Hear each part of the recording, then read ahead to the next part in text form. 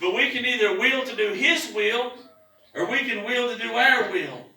And I think most of the time we will to do our own will, and we find ourselves in a place where our mind's all messed up, and we are not walking in peace. But He said right in His Word He'd give us peace. So if we don't walk in that, we can't blame nobody but ourselves, because it's our choice. Philippians 3:13 says, Brethren, I count not myself to have apprehended. But this one thing I do, forgetting those things which are behind, and reaching forth unto those things which are before. I press toward the mark of the prize of the high calling of God in Christ Jesus. Let us therefore, as many be perfect, be thus minded.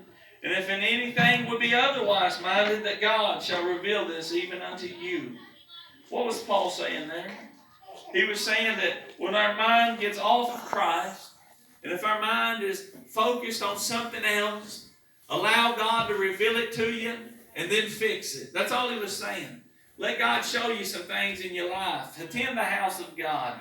Follow after God. Read His Word. And as God reveals things to you, just fix it. Allow God to fix it. By your choices, when you say, okay, God, I'm going to choose to do your will and not my will anymore. I'm going to choose to follow after you. I'm going to choose, even though they've made me angry, even though they've made me upset, even though they've come against me, or even though it didn't go how I planned, my business failed, or whatever. There's 1,000 things that could come up. It didn't work out like I thought it was going to work out. But God, not my will. I'm going to handle this situation the way that you desire for me to handle it. Then God gives us peace of mind and comfort. And we're walking in perfect peace. But it's when we walk in our own will, we find ourselves in trouble. Guys, if we could get that part right, we'd change the world. We'd change the world.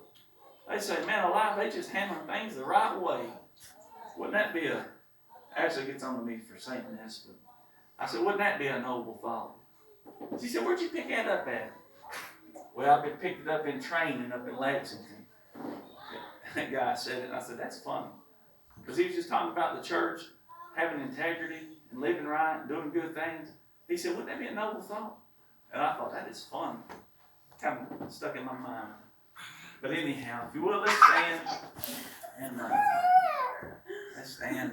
Let's get our focus upon Christ. As we go throughout this week, just focus on Him, who He is. Because God's good.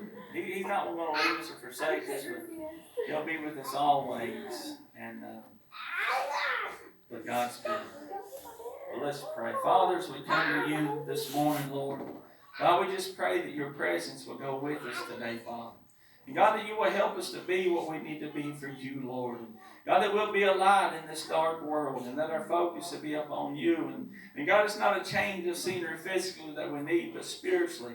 God, we've got to will to do the will of the Father. We've got to get our focus upon You. And God, only do the things that You want, Lord, us to do, Father. And God, will give You all the praise and the honor and the glory for who You are. God, help each of us, Lord, to serve You. And Lord, we'll give You praise in Jesus' name. Amen.